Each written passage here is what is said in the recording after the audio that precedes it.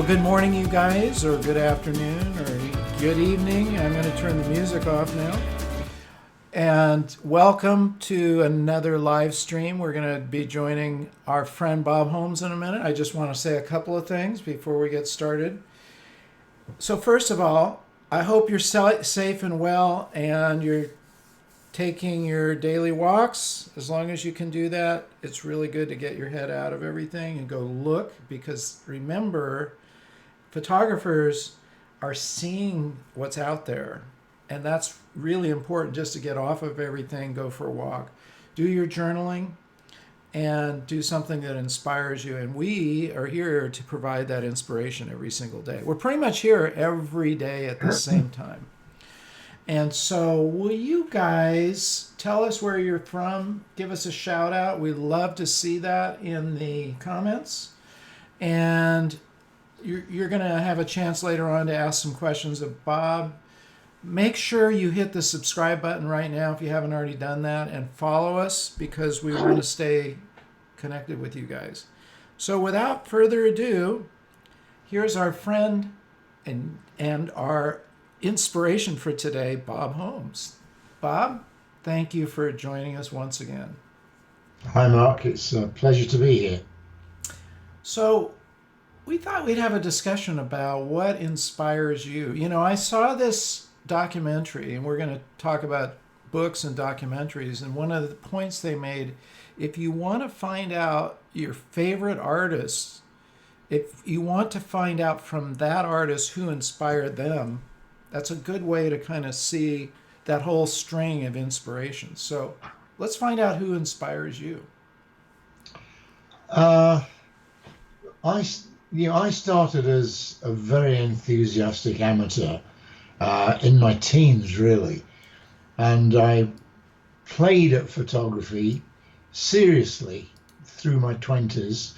And the sources of inspiration in Britain at that time were minimal, because there was no real exposure to American photography particularly. It was very Eurocentric. Yeah. So my exposure was limited to people like, well, my big influence was Bill Brandt, who I think is one of the greatest photographers of the 20th century. Bill was an amazing photographer on so many levels. And I got to know him quite well. And when I first came to the States in 1977, I stayed with Ansel Adams in Carmel. And when you walked into his house, the first thing you saw, go through the front door, on the right-hand side was a huge Bill Brandt print, one of his perspective of nudes, that had been given to him by Arnold Lunn, his dealer in, I think, Washington or New York, I forget where he was from. It's a big, from what I remember, it's in like a 24 by 36 print. Amazing. And I'm sure it's still there. You've been in there, Mark, recently. Have. Do you remember that print? I don't, and you've got me curious. I'm going to have to go back and on the right, on the left-hand side was a, what do you call them? A hologram of a woman. Right. You remember that? I do. Yeah, there's a it's hologram. Such an amazing eclectic mix. Side. Yeah. And then the right-hand side facing that was this huge Bill Brandt print, a magnificent print. And it really struck me how my early influences were equally admired by Ansel Adams, which is a totally different genre. Absolutely. It couldn't be more removed from Ansel. Bill wasn't a technician. He was a photographer, but was not obsessed by technical perfection. Far from it. Right. Some of his prints were dreadful, but he loved printing, and he used to scratch them. He put pencil marks all over them, but the work was phenomenal. He had such an incredible vision. So he was my first real inspiration. Do you have a book with him that you could show us? Yeah. Ansel was also inspired by Cartier-Bresson, even though completely different. There he is. This is the first edition of A Shadow of Light. And this hardly sold. This was published in, let me see, when was it?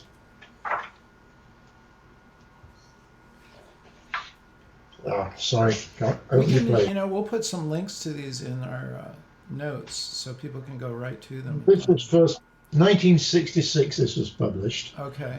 and I think I bought this as a remainder because nobody was buying it. Now it's worth hundreds of dollars because it's a classic, and it's been reprinted several times. Can you pick But, out one or two of his in that book that you really like, that particularly inspires you?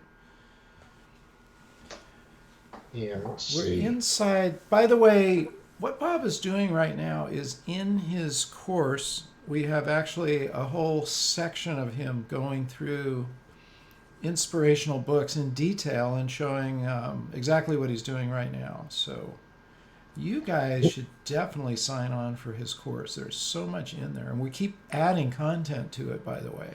We've added just recently unreleased footage from my previous interviews with him. I guarantee you have never seen this. It was on the cutting room floor and we put it back in. All of Bob Holmes raw. You see, there are images like this, this was Oh yeah. photojournalistic Very rather than anything. Um, almost but Cartier-Bresson like. there's so many different genres. He did a book called Perspective of News, Oh, I love that. shot with a pinhole camera. And these were shot in the 40s and early 50s.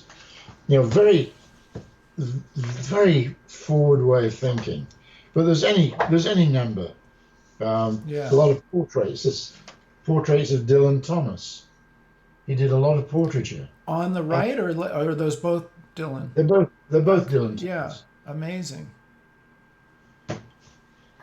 Well, that gives us a window into what he was looking at in the time period he was shooting. And then he did in the 1930s. He did a lot of reportage photography. Oh yeah. And I remember when I was a kid seeing these photographs in magazines that my dad got. There were a number of magazines that ran his photo essays. But Bill had a hard time originally. Now his prints sell for tens of thousands of dollars. One like Ansell's will be up in the 100,000 range. Yeah. But at the time, he had difficulty making a living, as a lot of photographers are going to be doing these days. It's true, It's, unfortunately. It's not an easy time. Yeah. So I think it's because we're all under these severe restrictions now as far as travel is concerned, and as a travel photographer, it's particularly difficult. But I think we have to use this time to regenerate Yeah. and slow down and improve our creativity, because it's so easy to chase your tail as a photographer. You're running from one job to the next, and it's very difficult to slow down enough to really regenerate and think visually in new ways. So this is a good time to be able to do that. It's not wasted time. Agreed. And that's why we're spending so much time putting our courses together, because this is the way we're going to be learning. I mean, digitally, remote, no Yeah. matter where you are in the world, no matter what the circumstances are, you can always look at these courses and gain from them. This is really important. And the books, one way to go is there's time to look at books and to read. Exactly. There's a book, Photographers on Photography, published a long time ago, probably in the 60s. And there are a number of essays by photographers. I remember one in particular by Minor White, which really sums up photography perfectly for me. And I've never been a huge fan of Minor White's photographs necessarily, Yeah. but I knew Minor White. I met him a couple of times Did you? and spent time with him, and he could be I thought he was very pretentious in a way. You had to sit in total silence looking at one of his images Oh no, really? for half an hour. And Wasn't his quote, photograph for not what it is, but what else it is? I believe that was his, right? Yeah, but he said some incredibly insightful things about photography. The thing I remember most is described being a photographer as, or a way to approach photography is to empty your mind So it becomes like a sensitized piece of film. That's right. And then you react to what's in front of you, which is the way I work. I'd never have expressed it that way, but he expresses it absolutely perfectly. You let the image impress itself on you. That's for my type of photography. There's so many different types of photography. The studio photographer can't do that. They have to create the image. Yeah, exactly. I'm a documentary photographer, I guess. And so I react to what's in front of me. Let's talk about that for a second. That's a really important point. Can you think of a specific time where that happened, where you emptied your mind, you were a completely blank sheet of film, and you found, you went in and found that image?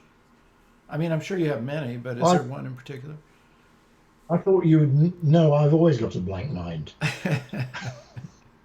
I thought you realized that. It's okay. Blanker than normal.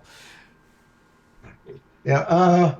No, I can't think of a specific instance because it's continual. Oh, yeah, there you go. Empty mind. Always in that state. Yeah, I'm always waiting for the image. It's not 100% of the time, I guess. There are times when I pre-visualize something and hope it happens. Yeah. But usually I wait for that image to come to me rather than me go to it. Does that make sense? It does. You are prepared for the image. I know you told me the story of being on that bridge with the four women crossing. Yeah. And that would be an example of that, right? I mean, you were prepared. Yeah, I had no idea that was going to happen. It just got better and better. It just got better and better. But I was prepared. And I think one of the great things we can do now we're in this period where we're under lockdown, is hone our skills. The biggest problem, well, not the problem, but one of the problems I have teaching workshops is that people don't know their equipment well enough. And it's boring stuff in a way. It's the technical side of photography is the least interesting to me. Yeah. Photography is about seeing. And most modern cameras enable you to capture what you see without thinking too much about it. Right. But I've always said the camera gets in the way of photography. If you have to think about what you're doing, it detracts from your concentration on the final image. So, it's a good time to hunker down and really learn your equipment, put it through its paces. So when we can get out again and shoot, you can pick your camera up and everything feels natural and you don't have to think about the camera. That is really It removes that obstacle to good photography. And that just comes from putting in the practice, right? I mean, until it becomes intuitive. People think that photography is very simple. Anyone can do it. And with an iPhone, it's amazing what you can do without thinking because the iPhone does it all for you. Yeah. But there are huge limitations to that, fortunately. There are fewer limitations every version of iPhone that comes out, but there are limitations to iPhone photographs. But a serious photographer will want to use a camera with interchangeable lenses, and you have to be fully conversant with that equipment so that you're not distracted by the technical stuff. So this is true. This is the time to do it. This is the time to do it. Let me give a shout out here. We've got Portugal, Romania, Bucharest, India, California. What do you know? People from California are tuning in even. Chicago Northwest suburbs. Okay. Dale in Carmel, California. What do you know? We're right next to Doesn't anyone have anything to do? So, hey, great. And pop in your questions because we're going to keep talking to Bob here and picking his brains. His empty mind. It's difficult when your mind is so empty to pick it, but I'll keep working on it. So, do you have any other inspirational books or documentaries you want to talk about? Well, there's a bunch of books. Yeah. One of the early books from the 60s that inspired me was this. I went to Photokina in Germany, the great photographic exhibit, which I'm not sure is continuing. It's in Frankfurt. it's definitely been postponed this year for sure. Oh, this year's been, I think Yeah. it's been scaled back a lot. But Photokina used to be the biggest photography event in the world, and it was my dream to go to it. Went one year, and Ernst Haas was there with a big exhibition of his prints, and I went out and bought this book. This would be in probably the early 70s. Oh, no, I think it's before that, the late 60s. And that was a huge inspiration because his work in colour was so advanced for its time and interesting. And it's influenced a number of us. My friend Franz Lanting, the great wildlife photographer. He's amazing. Franz was very influenced by Ernst Haas's work. Franz and I talked about it frequently. Can we see one of his images before you go? Yeah. Let's see, which is... Someday we should get you and Franz on at the same time. That would be an interesting show, wouldn't it? He is the master of wildlife photography. If you guys aren't familiar with him, check him out. He's on Instagram. Yeah, Franz is as good as it gets. Yeah. It's difficult to find a single image, Mark, because the great thing about this book, well, a lot of sort of abstract shots like this. Oh, but the great thing is that ice? Bubbles in the ice? Yeah. But the great thing about the book is the sequencing of images. It's not just the single image that's really interesting. It's the way they're sequenced as well. Yeah. So you really need to see the book. I'm gonna chime in here on something. Annika said, "I just got my first ever real camera. I'm lost in buttons." Well, this is exactly what Bob is talking about. Use this time to get out of the buttons. You want to not have to be thinking about what button you're pushing, and that just comes from practice, your muscle memory. I'm not the person to say this because I'm terrible at reading instruction books.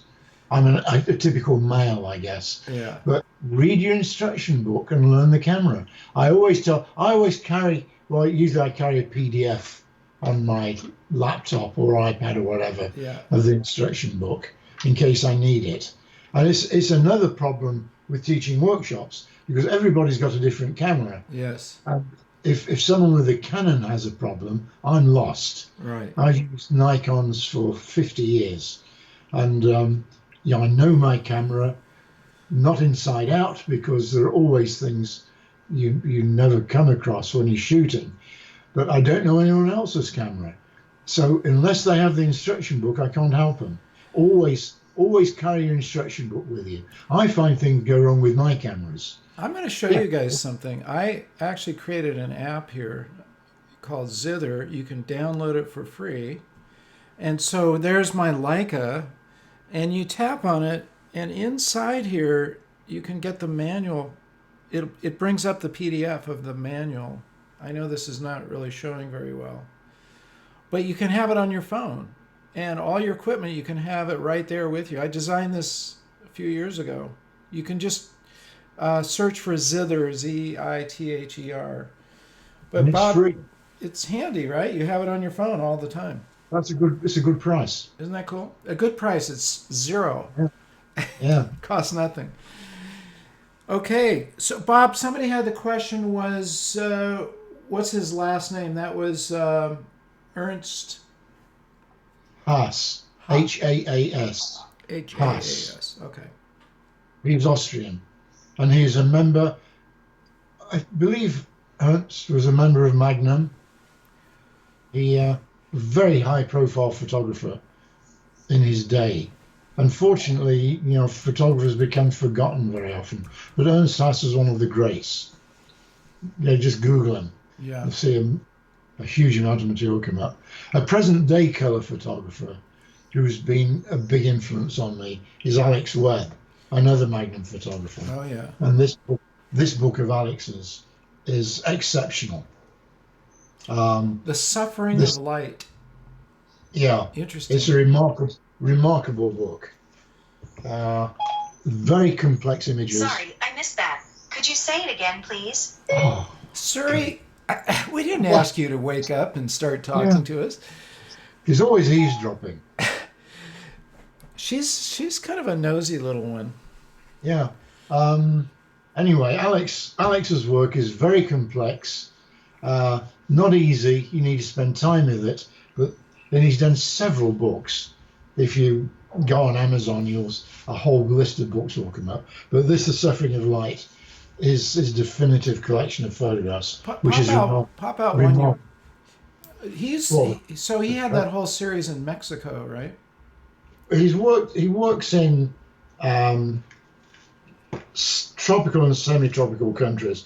His first body of work was really in Haiti, but now let me see, he's got again so many incredible photographs. Or something like this. Yes, just at random. Oh You yeah. can see that there's so much going on there. Wow. And everybody is in the right place with the right gesture. And the way Alex works, I've shot with Alex on a few book projects. The Day in the Life books, for example. Alex was always part of that group. And the way he works is fine. He sniffs out a place, is the way he describes it. He smells a photograph there, and then hangs out until everything happens and comes into place. And a lot of it's patience. It's a basic instinct to recognize when there's a photographic opportunity, Yes. then wait for those elements to come together. You know, And be very, very careful vision. You have to look very carefully until you see everything come together. Actually, the cover of the book is a great example. You can see that with that little kid just looking around. It's an amazing image. that hand right there, right on the. Is that the kid's hand on the woman, or is that Yeah, her it's hand? the kid's face. Okay. You know, you can see that. Oh, right there. Yeah, that kid. Okay. It's an incredible image. But you bring up a really good point. In our world of everything being instant, we can get impatient and go, well, there's nothing here right now. I'll go on somewhere else, which is a completely different mindset than waiting. And you have that sense, right, that there's a photograph in there somewhere, but you wait until you see it, Yeah, until it comes yeah. to you. But you have to have the patience. Not only do you have to have the patience, but you have to have the awareness to look at every little detail. Right. You have to be fully conscious, in spite of having a totally empty mind. you have to be fully conscious of everything that's happening within the frame. You're responsible for everything in that frame. If there's something in the frame that shouldn't be there, it's your fault. Yeah. You're directing the camera. So you have to be totally in the present and aware of what's happening, and making sure that it's exactly what you want. And I think those two things totally go together. If you have an empty mind, it means you are totally in the present. You're not thinking about, all this other stuff going on out somewhere else. So you can 100% focus on what's in front of you and be there and observe it, right? I mean, that all goes together. Yeah, photography is a very solitary business. Anything that distracts you from that final image is going to be to the detriment of that image. So true. So I find it very difficult shooting with anyone else. I want to be completely on my own and just focus on what I'm doing. And in your class, here you had me following you around, asking you questions all the time and annoying the heck out of you. But you managed to. Pain in the ass. I know. Yeah. But it was the only way it would work. You guys have got, I'm not kidding. I'm not just trying to sell you a course. You really have to check this class out. It's called Working Class because Bob is actually working. And most classes you're going to see are in a classroom or in a setting where it really isn't the actual live experience. But in his working class, we were on assignment, or Bob was on assignment to come home with photos for the book that had to be published. It was a real assignment. So we walked through these two wineries with him on 2 different days until he came back with what he needed. Check it out. And you've got another book there. Yeah. Another one that a photographer who I really like, very thoughtful photographer, a geographic shooter, is Bill Allard, William Albert Allard, and one of his great books is he shoots cowboys a lot. The Vanishing Breed, I love that. which is a great book. Hold that back up there. I want to make a point. Okay, this so-called rule of thirds, we've all, rule, right? What rule? Look at where he has the horse, right in the center of the frame. So we got to throw that idea as a rule. It's a guideline, perhaps, but it's definitely not a rule. Because that's exactly where that horse needed to be in the frame. I find nothing as irritating as these videos that come up with rules and golden mean. I saw one this week from someone who was telling people how to improve their photography by applying these rules.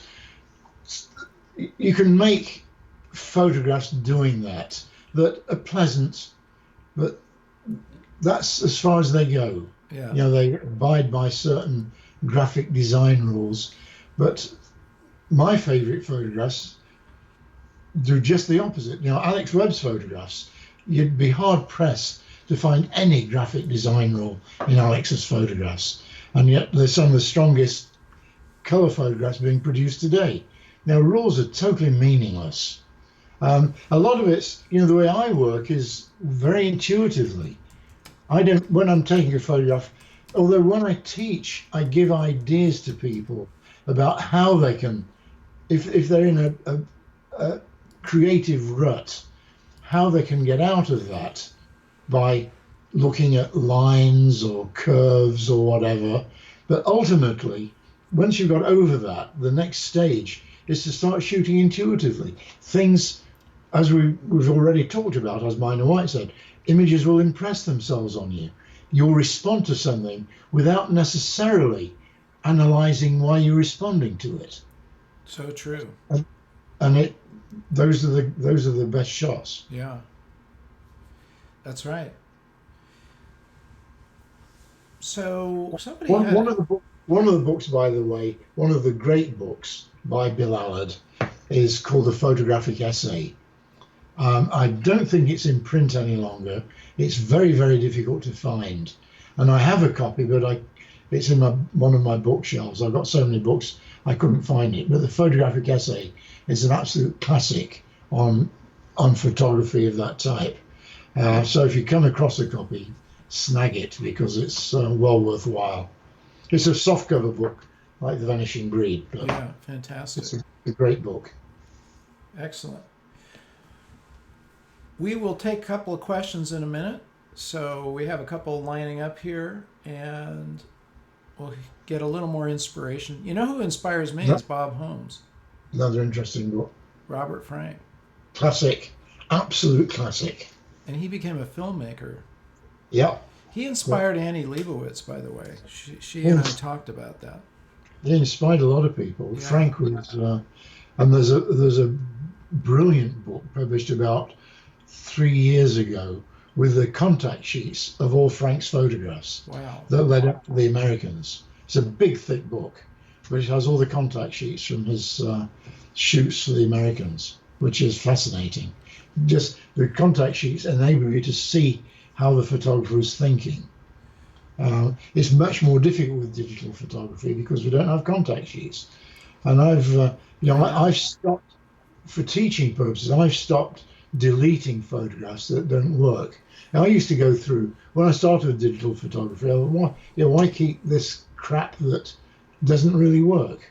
And I delete it all. Now I stopped doing that. Yeah, that's really good. And I'm keeping everything so I can show my thought sequence leading up to the shot, like the 4 women on the bridge again. Right. I've got a whole sequence of that from how I was thinking about the shot, and I had this. It was the sort of Alex Webb feeling of smelling a photograph. I knew there was an image there, but I didn't know what it was. So I hung out and kept waiting for different configurations, and then eventually these. First 1 woman, then 2 women, then 3 women, and then the 4th woman came into the frame, and it made the photograph. which I think is one of my top 10 by far. It is. Do you have that handy that you could show us? No. Okay. Well, that's all right. It's in. I don't actually know. I know it's in many of or several of his other videos. We'll put a link to it so you guys can see it. Bob, give us one more, and then we're going to take some questions here. We've got some good questions lining up. Have you've been seeing documentaries? Have there been any photographic documentaries? The book that everybody's influenced by what I do. Although. Oh, of course, our friend Henry Cartier-Bresson. If you guys haven't checked him out yet, you've got to get to know him. Although, Cartier, I forget what the name of Cartier-Bresson's. What was his first major book? This one. I'm thinking of it too. Well, there's another book. And I've got a copy of it somewhere. The Decisive Moment, right? Isn't that? The Decisive Moment. Yeah, The Decisive Moment. It was on the tip of my tongue, too. I had an empty mind there, too. Yeah, there's a facsimile of that being produced that is worth getting. So, you asked about documentaries? Yeah, did you have some photographic documentaries that you've seen recently that are inspiring? Or, I find it doesn't really have to just be on photography. To be no, some of the most inspiring documentaries I've seen, and a video I used to give to friends that blew me away is by someone whose name I've completely forgotten. It's that empty mind again. No, an English artist, not really photographer or painter or no, I don't know what you'd call him. He's almost conceptual, but he's a sculptor, conceptual sculptor in a way. Not Hockney. No. Okay. Hockney's a painter, painter and draftsman. Yeah. No. He's an Englishman living in Scotland. He creates amazing pieces that are quite ephemeral. Rivers and Stones was one of his. Somebody should Google this while we're talking and put it in the comments. He's so well known. How could I forget him? It's the empty mind. Yes. I'll look him up on another. Okay, we'll make sure you guys know what that is. That has nothing to do with photography, but it's just his mind and imagination is phenomenal, and the beautiful things he creates. The piece I'm thinking of, the video I'm thinking of, starts with him constructing a piece out of icicles. Wow. Very early in the morning in Scotland, and he makes these amazing constructions of icicles with the dawn sun coming through the icicles and then the melting during the day. So it's so ephemeral. It lasts for a few hours. Amazing.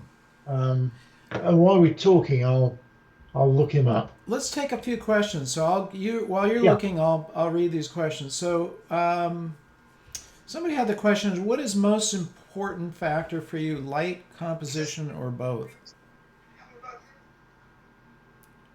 I'm sorry, was that a question to me? What is the most important factor to you, light or composition or both?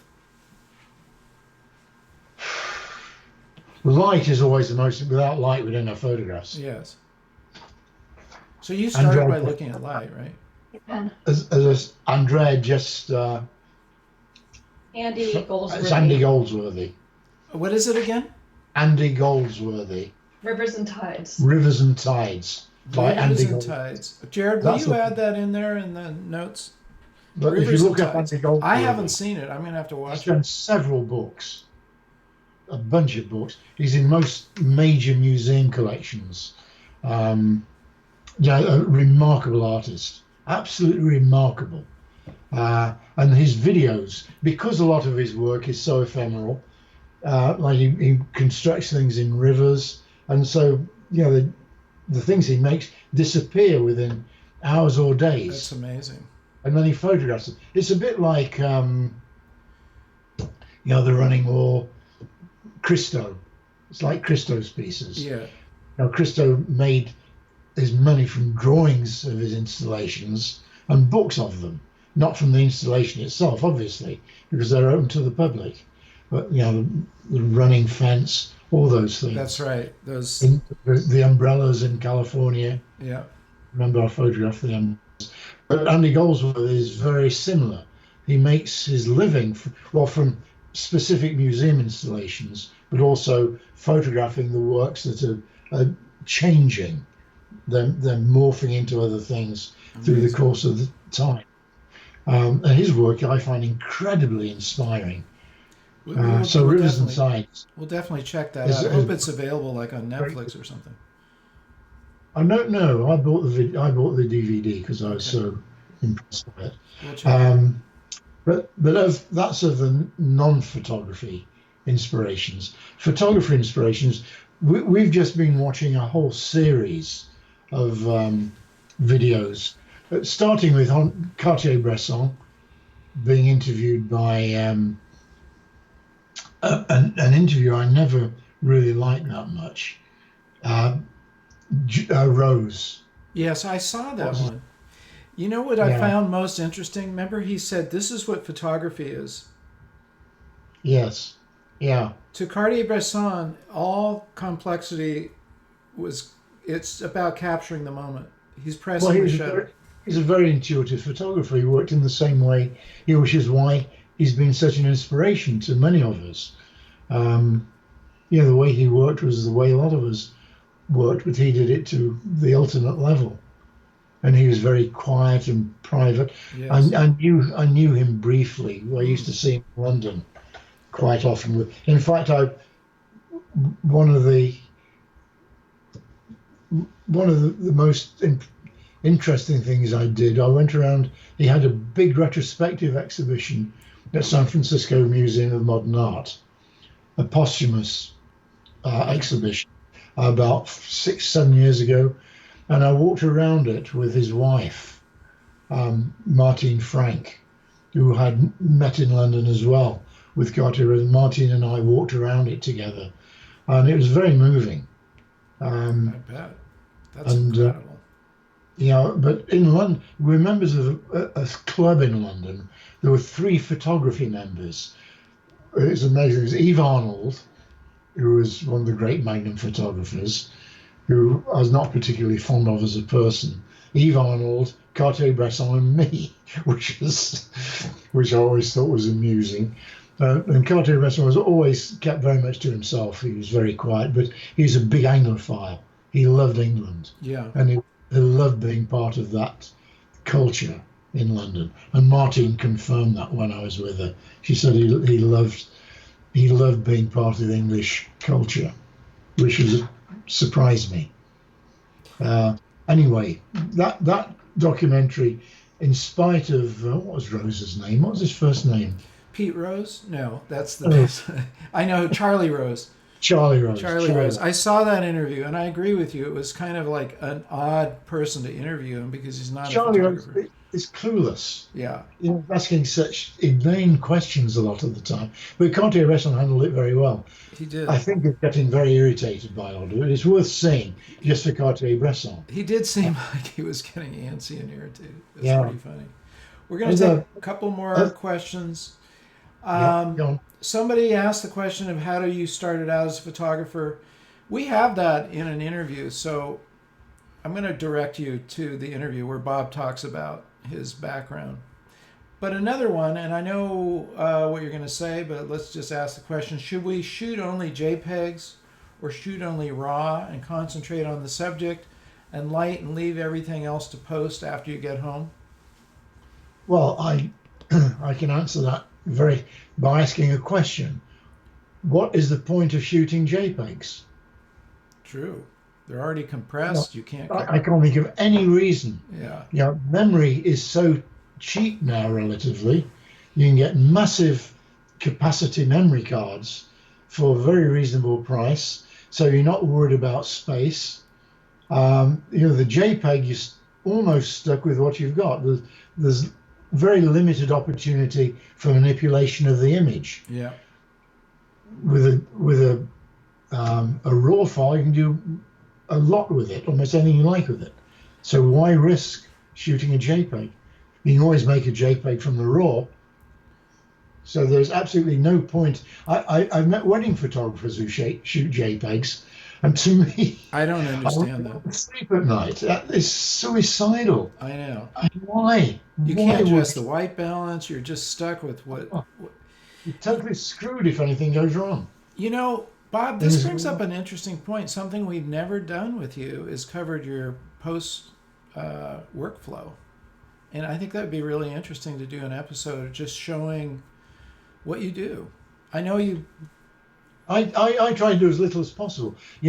I'm very fortunate in that I'm old, so it meant that I grew up on film, and Yes. shooting film gives you a much greater ability to control what you're doing because film had no latitude That's really. right.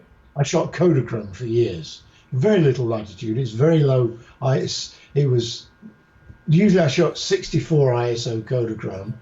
So 64 ISO is pretty Yeah. low, Pretty and slow. there's very little latitude for error. And I'd go on shoots. I'd go away for 3 months for a geographic shoot, for example. The first one I did, I had 300 rolls of film that I had to shoot. It's like 3 or 4 months in Pakistan, and I had no idea what I was capturing on that film. And yet, I did it for years until the mid 2000s. I was shooting on film. And they were And then- transparencies, right? So you weren't Yeah, even. transparencies. I was And you shooting would slides. you would just hand them back to Geographic or whoever you were on assignment with. Yeah, I was shooting for Islands magazine, a lot for Islands, Departures magazine, and I'd go to some remote place at tremendous expense to the magazine with airfares, hotels, meals, and Geographic was an exception because they were long assignments. But with something like Islands, I'd go for 2 or 3 weeks, Departures at the most a month. Then it's still a considerable amount of money, and Yeah. you never knew what you were getting. It amuses me when I hear people complaining about the Nikon Z cameras that they only have one memory card slot. Yeah, I find that unbelievable. How many images can you get in there, in one Yeah. memory slot, one memory card? Say, well, what about your back? What the hell happened when you're shooting film? I had 36 images, no backups. That's right. It was a different world. Or you're the- shooting with a Modern rollie and photography- you've got 12 exposures, Yeah. Or you're That- shooting how in good 4x5 and you've got two, it's like, Yeah. it's so Yeah. true. Yeah. Well, Bob, thank you again for joining us. And is there anything you'd like to kind of make a final tip that you want to leave people with from what we've discussed? I guess learn your equipment, work at your equipment, and however boring it may seem, practice, and it'll make you a far better photographer when we come out of all this. Absolutely. Stay at home, keep social distancing. I had a scare coming back from Argentina. I was pretty sick when I got back, and I'd been through a couple of petri dishes of humanity in Mexico City and Buenos Aires, Yeah. and I just got my test results back, which fortunately were negative. But it's High a five, scary Bob. time. Air high five. Boom. So stay safe. Thank you, Bob. Always good to be with you. And I'll chat with you in a moment. So, Same isn't same it, time, same place next week. why not? Let's do that. You guys, so pretty awesome. You're getting this kind of inside look into what's going on. And that amount of data that comes through and inspiration and ideas, you can work on this all week. And then when we join you again next week, you'll have already ingested and digested all that material. So, okay, a couple of things. Make sure you hit the subscribe button and you enable the bell. I don't want you to miss anything. Follow both Bob and I on Instagram because we'll keep updating you on what's going on, and it's just a great way to stay connected. Make sure you're telling your friends because we are doing these live broadcasts pretty much every day. I mean, come on. Tomorrow, Sean Tucker, if you haven't seen his stuff, check him out. He has a a really wonderful philosophical style about photography and just the way he presents his work. So check him out tomorrow morning at 10 a.m. We're going to be talking to him from the UK. It'll be 6 o'clock his time, and you're going to really enjoy that. Okay, so invite your friends, subscribe, like, share, leave your comments, and remember to get out and capture your own images of life and learn your camera. This is your assignment. Get to where it's just instinctive. I love you guys for joining us. I love you for what you're doing and your creativity. So we'll see you again tomorrow morning. Take care.